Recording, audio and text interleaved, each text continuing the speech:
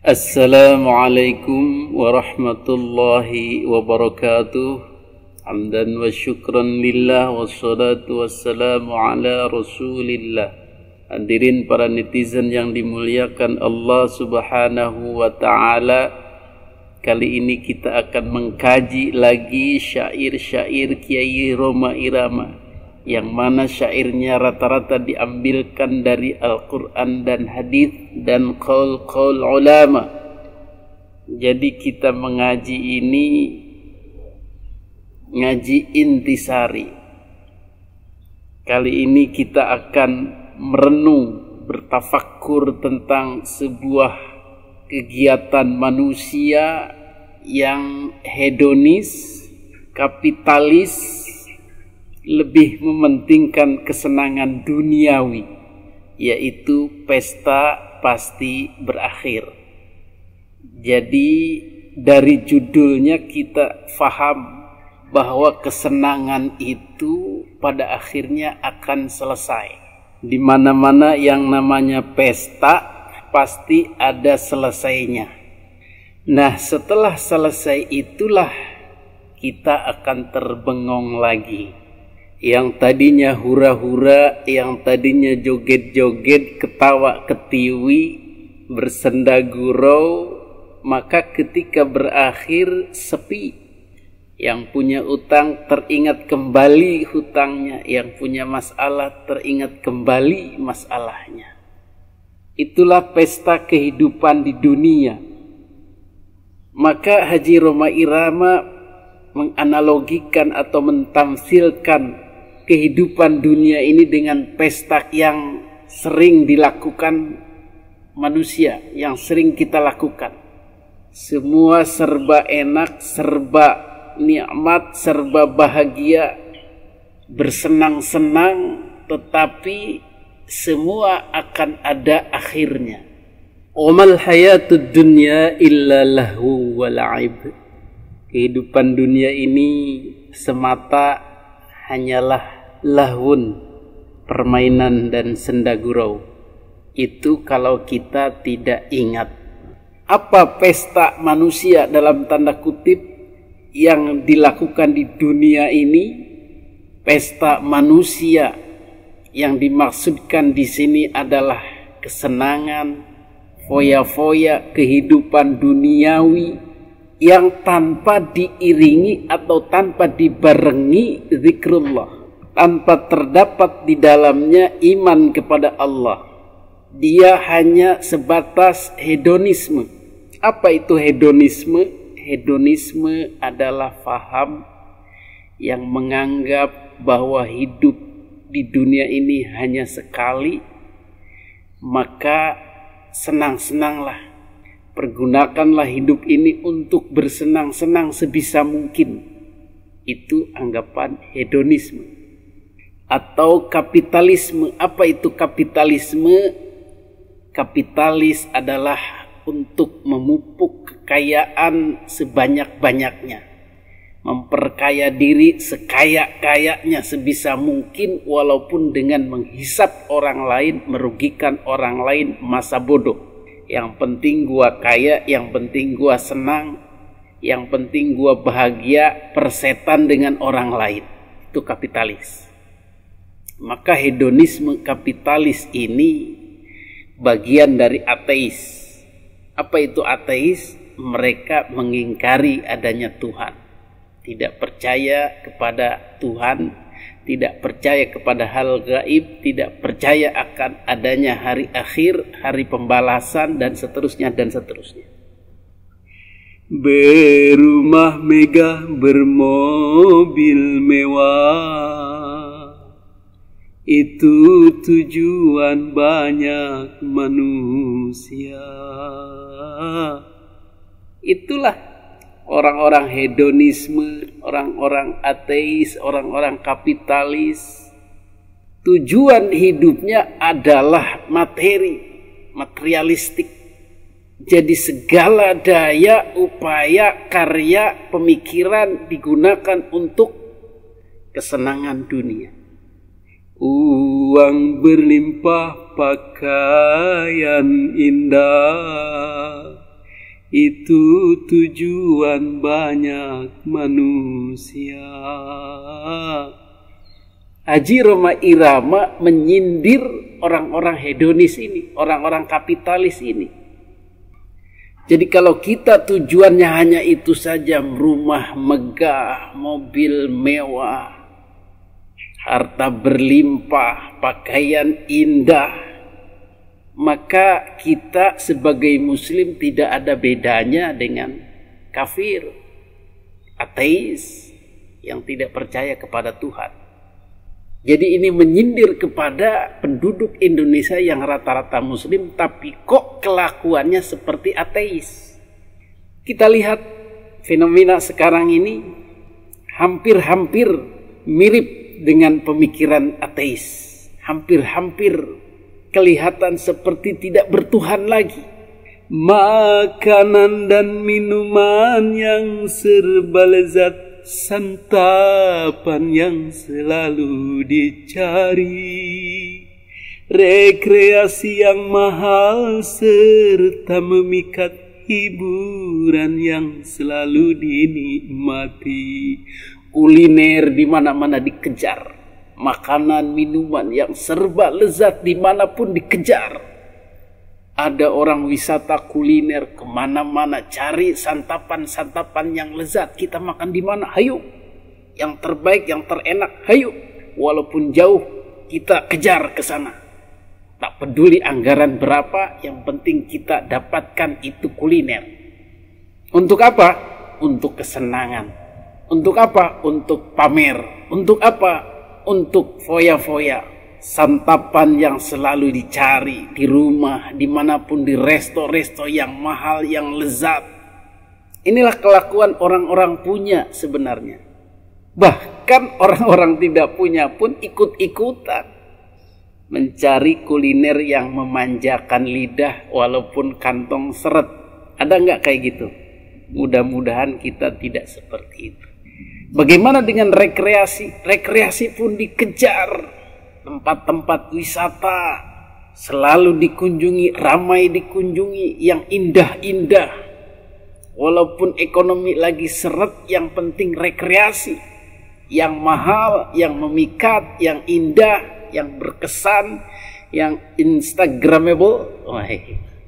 Yang bisa diposting ke Instagram, hiburan-hiburan, konser-konser yang katanya tiketnya mahal, seperti Coldplay atau konser-konser luar negeri yang tiketnya belasan juta atau puluhan juta, tetap dikejar untuk mencari hiburan-hiburan itu. Bahkan orang miskin pun tetap mengejar hiburan itu. Walaupun wadah beras atau pabeasan di rumah lagi kosong, dia tetap kekeh menghadiri atau datang ke organ tunggal. Nyawer, walaupun duit cekak, duit segitu-gitunya, dia gunakan untuk nyawer. Bini di rumah marah-marah. Betul? Maka kegiatan ini yang mementingkan kesenangan duniawi, hiburan, makanan, pakaian, rekreasi, dan semuanya ini seolah-olah tidak ada iman dalam diri kita. Ini yang disindir oleh Bang Haji Rhoma Irama. Kok kayak gitu? Kok seperti itu umat muslim ini di Indonesia ini terutama, kok berlebih-lebihan? Padahal kita kan orang Islam. Maunya Bang Haji Rhoma Irama, okelah kita bersenang-senang. Okelah kita bercita-cita pingin punya mobil yang bagus, rumah yang megah, yang mewah, bercita-cita banyak uang, bercita-cita beli pakaian yang bagus-bagus, makanan dan minuman pinginnya yang enak-enak, rekreasi dan segala hiburan ingin kita kejar, tapi sederhana saja. Tapi jangan jadikan tujuan, jangan melupakan keimanan, ajaran-ajaran agama. Apa itu? Kesederhanaannya. Kemudian zikrullahnya. Di sela-sela itu kita selalu zikir kepada Allah, ingat kepada Allah. Mengendalikan harta kita ini dengan bijaksana. Insya Allah kalau seperti itu, berarti tidak seperti yang disindir oleh Bang Haji Roma Irama. Pada bait selanjutnya adalah kalimat-kalimat perintah yang sebenarnya adalah larangan. Dalam ilmu balaghah ini adalah amr bimakna tahdid. Makan minumlah, senang-senanglah dalam pesta kehidupan dunia. Tapi ingatlah, gunakan fikir bahwa pesta pastikan berakhir. Inilah menyuruh tapi sebenarnya menyindir. Kalau seorang ibu punya anak minum es, pasti dia katakan minum terus, minum es terus, minum terus. Maksudnya apa? Jangan minum. Ini kalau orang tidak paham itu, menyuruh itu maksudnya jangan, berhentilah. Jadi kalau kita terus bersenang-senang, ingat. Pakai pikir, kata Bang Haji, pakai otak, bahwa suatu saat semua ini akan berakhir yang kamu kejar-kejar itu. Rumah yang megah, yang mewah, yang bagus yang kita kejar itu. Kemudian kendaraan yang bagus-bagus yang kita kejar, rekreasi yang kita kejar, hiburan yang kita kejar, kuliner yang kita kejar, semua akan selesai, akan berakhir. Bagaimana berakhirnya? Allah punya berbagai macam cara. Bisa saja orang itu yang selalu mengejar-mengejar yang tadi-tadi itu diberikan sakit oleh Allah Subhanahu wa Ta'ala, berakhir, stop. Sakit, stroke misalnya, sudah, wassalam, tidak bisa apa-apa lagi. Atau kecelakaan, atau bangkrut ekonominya, stop. Tetapi berakhir yang paling mengenaskan adalah ketika ruh dicabut dari jasad, alias meninggal. Inna lillahi wa inna ilaihi raji'un. Maka inilah pesta yang berakhir yang tragis. Tidak ada kesempatan lagi untuk memperbaiki. Kalau berakhirnya dengan sakit sih mending, masih bisa bertobat, masih bisa memperbaiki diri. Berakhir dengan bangkrut masih bisa menapaki kehidupan lagi menjadi lebih baik. Tetapi ketika berakhir dalam kematian sementara, tidak ada iman dalam dada, dalam diri, memperturutkan hawa nafsu dunia, hedonisme dan kapitalisme, bahkan ateisme, maka inilah kematian su'ul khatimah, kematian yang buruk. Kemudian di bait selanjutnya Haji Roma Irama mengingatkan, dunia hanyalah persinggahan dari sebuah perjalanan panjang. Kun fid dunya ka'annaka gharibun aw 'abirus sabil. Hiduplah di dunia ini seakan-akan engkau orang asing atau orang yang sedang berkelana, bepergian, musafir. Jadi dunia ini hanyalah tempat persinggahan seorang musafir yang numpang istirahat. Kata orang Jawa, urip kui mung mampir ngombe. Ketika kita mampir untuk istirahat, minum, maka sesungguhnya kita harus terus melakukan perjalanan lagi. Jadi jangan sampai judulnya kita istirahat, malah kebablasan, malah keenakan, malah ngopi bergelas-gelas, malah menggoda tukang kopi, malah nginep di situ, malah bertempat tinggal di situ. Jika begitu, apakah perjalanannya masih bisa dilanjutkan? Tidak.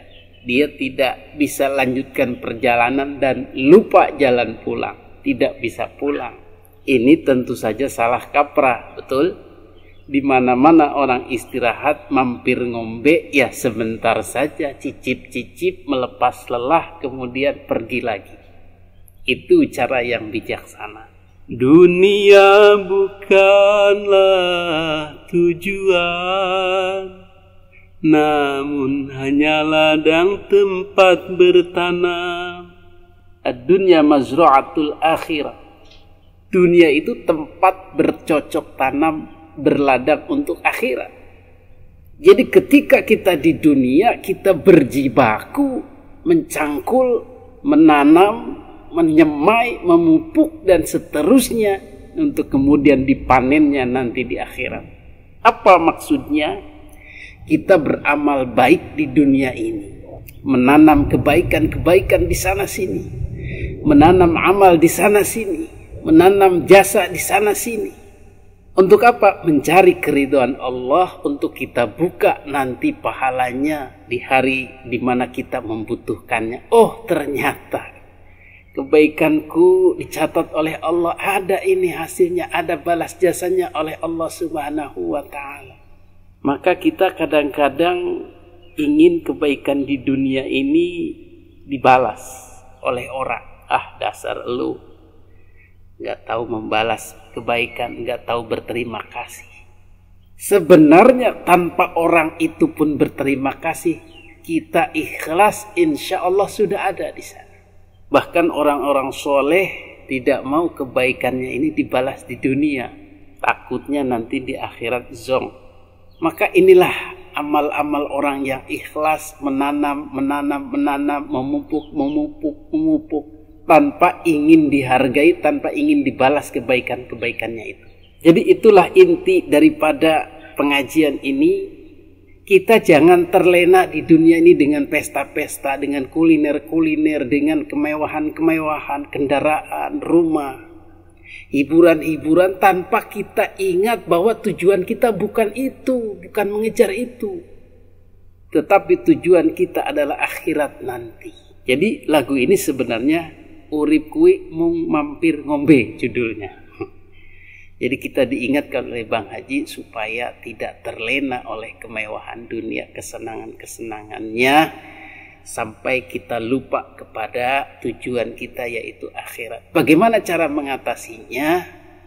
Yaitu tadi, sederhanalah. Walaupun kita ingin punya rumah yang bagus, kendaraan yang bagus, pakaian yang indah, harta berlimpah, uang banyak, rekreasi, hiburan yang serba memikat, tetapi kita tahan, kita rem, kita barengi dengan keimanan, dengan zikir kepada Allah, dengan angan kita bahwa itulah sementara, kehidupan dunia ini sementara, yang kita targetkan adalah akhirat. Demikian, mudah-mudahan syair ini bermanfaat bagi kita untuk mengadem-ademkan otak kita yang cenderung tadi itu ingin kepada nafsu-nafsu tadi itu, duniawi, harta, jabatan, kendaraan, pakaian, makanan, minuman, rekreasi, hiburan yang selalu ingin kita kejar, dan kadang kita lupa bahwa itu bukan tujuan. Hadanallahu wa iyyakum ajma'in. Billahi taufiq wal hidayah. Assalamualaikum warahmatullahi wabarakatuh.